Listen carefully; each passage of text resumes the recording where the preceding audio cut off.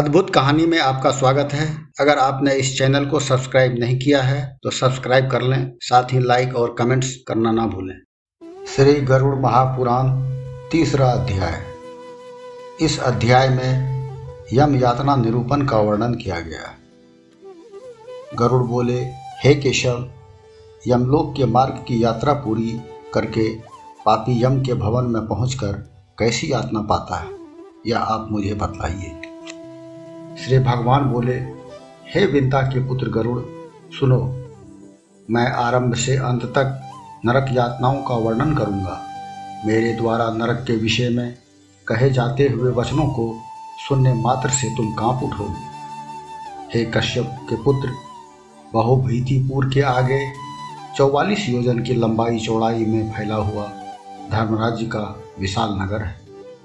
हाहाकार की ध्वनियों से पूर्ण उस पुर को देखकर पापी क्रंदन करने लगता है। उसके क्रंदन को सुनकर उस पुर में विचरण करने वाले यम के गण उस पापी के आगमन की सूचना द्वारपाल को देते हैं। यमराज का धर्मध्वज नामक द्वारपाल सदा वहाँ रहता है।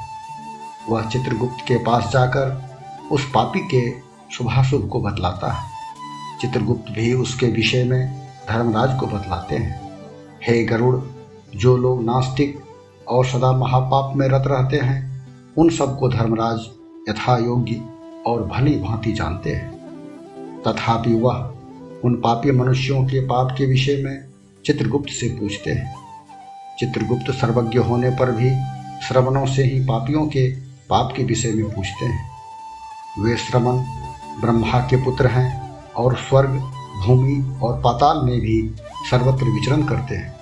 वे दूर की बातें सुन लेते हैं, दूरवर्ती तत्वों को भी जान लेते हैं तथा उनके नेत्र दूर के दृश्यों को भी देख लेते हैं। उनकी पत्नियां भी उन्हीं के समान हैं। वे श्रमणी कहलाती हैं, किंतु वे पृथक पृथक नामों वाली हैं। वे स्त्रियों की सारी चेष्टाएं तत्वतः जानती हैं। मनुष्यों के द्वारा प्रच्छन्न गुप्त रूप से अथवा प्रत्यक्षतः सबके सामने जो कुछ भी कहा गया अथवा किया गया है, उस सब को उन श्रवण तथा श्रमणियों के द्वारा चित्रगुप्त को यथावत बतलाया जाता है। धर्मराज के वे गुप्तचर श्रवण और उनकी पत्नियां मनुष्यों के द्वारा मन, वचन और शरीर के द्वारा किए गए शुभाशुभ कर्मों को तत्वतः जानते हैं। मनुष्यों और देवताओं के अधिकारी उन सत्यवादी श्रवणों में ही ऐसी विशेष शक्ति है कि उसके बल पर वे मनुष्यों के सब कर्मों को बतला देते हैं। जो मनुष्य व्रत, दान और सत्य वचन से उन्हें संतुष्ट किए रहता है, उसके लिए वे सौम्य तथा स्वर्ग और मोक्षप्रद होते हैं। वे सत्यवादी श्रवण पापियों के पाप कर्मों को ज्ञात करके धर्मराज के समक्ष यथावत कह देने के कारण पापियों के लिए दुखदायी हो जाते हैं।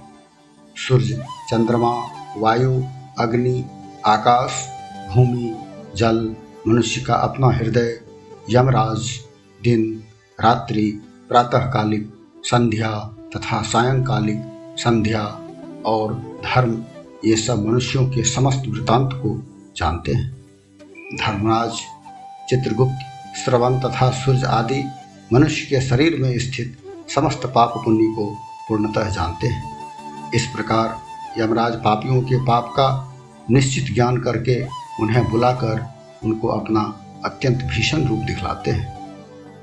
वे पापी यम के रूप को ऐसा भयंकर दिखते हैं, जो कि हाथ में दंडधारी बड़े भारी शरीर वाले भैंस के ऊपर बैठा हुआ, प्रलयकालीन मेघ के समान गर्जन करने वाला, काजल के पर्वत के समान रंग वाला, विद्युत के समान दीप्त प्रभाव वाले, तीखे अस्त्र शस्त्रों से युक्त होने से भयंकर 32 भुजाओं वाले, 3 योजन लंबे चौड़े शरीर वाला, बावड़ी के समान बड़ी बड़ी आंखों वाला, विकराल दाढ़ों के कारण भयंकर मुख वाला, लाल लाल आंखों वाला तथा बड़ी लंबी नाक वाला है। चित्रगुप्त भी अति भयानक आकृति वाला है। उसके साथ मूर्तिमान मृत्यु तथा ज्वर आदि भी रहते हैं और उसके समीप यम के समान भयानक सभी दूत गर्जन करते रहते हैं। कभी दान न दिया होने के कारण पापात्मा दुष्ट प्रेत वहाँ चित्रगुप्त को देखकर हाय हाय करता है, कांपता है और फिर चित्कार करता है। तब उन क्रंदन करते हुए तथा अपने दुष्कर्मों के विषय में सोचते हुए उन सब पापियों से चित्रगुप्त यम की आज्ञा से कहते हैं कि अरे पापियों, दुराचारियों, अहंकारी दुष्टों, तुम अज्ञानियों ने किस लिए पाप किया था? काम, क्रोध तथा पापियों की संगति के प्रभाव से तुमने जो पाप किया है वह दुखप्रद है। तब तुमने उसे क्यों किया? जिस प्रकार पहले तुमने अत्यंत प्रसन्नता से पाप किए थे, वैसे ही अब तुमको नरक की यातना भी भोगनी चाहिए। इस समय उससे परांगमुख क्यों हो रहे हो? तुम पापियों ने जो बहुत से पाप किए हैं, वे ही तुम्हारे दुख के कारण हैं। ये दुख अकारण वंचना मात्र नहीं है। चाहे कोई मूर्ख हो या पंडित, दरिद्र हो या धनी, बलवान हो या निर्बल, यमराज का व्यवहार सभी के प्रति एक समान रहता है। तब वे पापी चित्रगुप्त के ऐसे वचनों को सुनकर अपने दुष्कर्मों के विषय में सोचते हुए निश्चेष्ट और मौन होकर बैठ जाते। धर्मराज भी उन पापियों को चोर की तरह निश्चल बैठे हुए देखकर उन्हें यथोचित दंड देने की आज्ञा देते हैं। तब निर्दय यमदूत प्रत्येक पापी को पीटते हुए कहते हैं, अरे पापी, अब और अति भयानक नरकों में जाओ। यम की आज्ञा का पालन करते हुए प्रचंड, चंड आदि दूत उन पापियों को एक ही पास से बांधकर नरकों में ले जाते हैं। वहां जलती हुई अग्नि के समान दीप्तिमान एक विशाल वृक्ष है जो 5 योजन चौड़ा तथा 1 योजन ऊंचा है। वे यमदूत उस वृक्ष में पापियों को सिर नीचे करके सांकलों से बांधकर उन्हें पीटते हैं। वे पापी वहां जलने पर रोते हैं। वहां उन्हें बचाने वाला कोई नहीं होता। उस सालमली के वृक्ष में यमदूतों के द्वारा ताड़ित और भूख प्यास से पीड़ित अनेक पापी लटके रहते हैं। वे निराश्रय पापी उन दूतों से निवेदन करते हुए कहते हैं कि हे महाशय, हम हाथ जोड़ते हैं, हमारे अपराध क्षमा कर दो। किंतु यमदूतों के द्वारा उन पापियों को लोहे की लाठियों, मुदगरों, तोमरों, कुंतों, गदाओं और मूसलों से बार बार बहुत पीटा जाता है।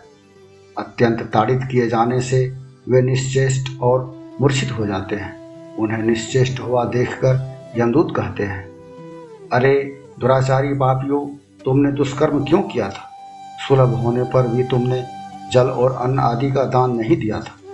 तुमने कभी किसी को आधा ग्रास भी भोजन नहीं दिया, न कभी कुत्ते और कौवे को बलि दी, अतिथियों को नमस्कार और भोजन आदि से सम्मानित नहीं किया और न कभी पितरों का तर्पण किया था। तुमने कभी यम और चित्रगुप्त का भी उत्तम विधि से ध्यान नहीं किया और न कभी उनके मंत्र का जप किया। यदि तुमने यह सब किया होता तो तुम्हें ऐसी यातना नहीं भोगनी पड़ती। न तो तुमने कोई तीर्थ यात्रा की, न देवताओं की पूजा की। गृहस्थाश्रम में रहते हुए भी तुमने हंतकार यानी अतिथि को दिया जाने वाला 16 ग्रास अन्न निकाल कर किसी को नहीं दिया। तुमने कभी साधु संतों की भी सेवा नहीं की। अब तुम अपने पाप का फल भोगो। चूंकि तुम धर्महीन हो, इसीलिए तुमको खूब पीटा जा रहा। भगवान हरि ही ईश्वर हैं, वे ही अपराध को क्षमा करने में समर्थ हैं। हम तो उन्हीं की आज्ञा से अपराधियों को दंड देते हैं। ऐसा कहकर वे यमदूत उन्हें निर्दयतापूर्वक पीटते हैं। उनकी पिटाई से वे पापी जलते हुए अंगारे के समान नीचे गिर जाता है। गिरते समय सालमली वृक्ष के पत्तों से उनका शरीर कट जाता है। नीचे गिरे हुए उन पापियों को कुत्ते काट खाते हैं और वे पापी रोते रहते हैं। यमदूत उन रोते हुए पापियों के मुख में धूल भर देते हैं। वे कुछ पापियों को अनेक प्रकार के पासों से बांधकर मुदगरों से मारते हैं। कुछ पापियों को आरे से काठ के समान 2 टुकड़ों में चीरा जाता है। अन्य कुछ पापियों को धरती में फेंककर कुल्हाड़ी से उन्हें काट कर उनके टुकड़े टुकड़े कर दिए जाते हैं। कुछ पापियों को गड्ढे में आधा गाड़कर उनके सिर को बानों से बिंधा जाता है। अन्य कुछ पापियों को रस निकालने या तेल पेड़ने के यंत्र में डालकर ईख की तरह पीड़ित किया जाता है। कुछ पापियों को चारों ओर से जलते हुए और अंगार युक्त उल्मुकों, जलती लकड़ी की मसालों से लपेटकर आग में डाले हुए लोहे के पिंड की भांति जलती हुई भट्ठी में धोंका जाता है। किसी को कढ़ाई में खौलते घी में तथा किसी को खौलते हुए तेल वाली कढ़ाई में बड़े के समान डालकर इधर उधर चलाया जाता है। कुछ पापियों को मार्ग में मतवाले हाथियों के सामने फेंका जाता है और किसी को हाथ पैर बांधकर नीचे को मुख करके लटकाया जाता है। कुछ को कुएं में फेंका जाता तो कुछ को पहाड़ पर से गिराया जाता है और कुछ को कीड़ों से भरे कुंड में डुबाया जाता है, जहां उन्हें कीड़े काट कर पीड़ित कर देते हैं।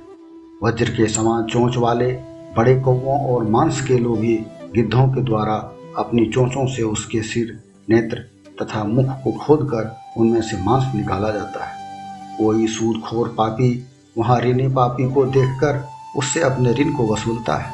वह कहता है कि मेरा धन दे दे, तू मुझे यमलोक में दिखाई पड़ गया है, तूने मेरा धन खाया है। नरक में इस प्रकार विवाद करते हुए पापियों के मांस खंडों को यमदूत षडंसियों से काटकर उन्हें देते हैं। इस प्रकार यमदूत उन पापियों को प्रताड़ित करके उन्हें खींचकर यम की आज्ञा अनुसार उन्हें तामिश्र आदि नरकों में फेंक देते हैं। वहाँ सालमली वृक्ष के समीप ही दुखपूर्ण नरक है। उनमें पापियों को जो अत्यंत दुख मिलता है उस वाणी से वर्णन नहीं किया जा सकता। हे आकाशचारी गरुड़, नरकों की कुल संख्या 84 लाख है। उनमें से अत्यंत भयंकर और प्रमुख नरक ये हैं: तामिश्र, लोहशंकु, महारौरव, सालमली, रौरव, कुडमल, कालसूत्र, पूति मृत्तिक, संघात, लोहितोद, सौविस, संप्रपातन, महानिरय, काकोल, संजीवन, महापथ, औवीची, अंधतामिश्र, कुंभिपाक, असिपत्रवन और तापन, ये 21 नरक हैं। ये नरक नाना प्रकार की यातना देने वाले हैं, अनेक भेद प्रभेद या अनेक प्रकार के हैं तथा नाना प्रकार के पापों का फल देने वाले हैं। इनमें यम के दूतों के समूह भरे पड़े हैं। इन नरकों में गिरे हुए मूर्ख और अधर्मी पापी एक कल्प पर्यंत नाना नार की यातनाएं भोगते हैं। तामिश्र, अंधतामिश्र और रौरव आदि नरकों की जो यातनाएं कही गई है उन्हें नर नारी पारस्परिक आसक्ति के कारण ही भोगते हैं। इस प्रकार कुटुंब का भरण पोषण करने वाला अथवा केवल अपना ही पेट भरने वाला पापी भी मृत्यु के बाद उस कुटुंब तथा अपनी देह को यहीं त्याग कर परलोक में इस प्रकार के फल अर्थात नारकी कष्ट को भोगता है। प्राणियों से द्रोह करके पाले पोसे गए स्थूल शरीर को यहीं त्याग कर मनुष्य अपने पाप कर्म को परलोक के पाथेय के रूप में लेकर अकेला ही अंधकारपूर्ण नरक में जाता है। अपने कुटुंब का भरण पोषण अधर्म से करने वाले पुरुष के पाप के वृत्तांत को देव पहले ही नरक में पहुंचा देता है। अतः वहां पहुंचने पर वह अपने उस पाप का भोग आतुर होकर उस पुरुष की भांति करता है जिसका धन चोरी हो गया। केवल अधर्म से कुटुंब का भरण पोषण करने में उत्सुक रहने वाला मनुष्य अंधकार के अंतिम छोर में स्थित अंधतामिश्र नरक में गिरता है। मनुष्य लोक के नीचे जितने नरक हैं तथा उनमें जितनी यातनाएं हैं, पापी व्यक्ति क्रमशः उन सभी यातनाओं को भोगने के पश्चात शुद्ध होने पर पुनः मर्त्यलोक में मनुष्य योनि में जन्म पाता है। इस प्रकार श्री गरुड़ महापुराण का 3रा अध्याय समाप्त हुआ।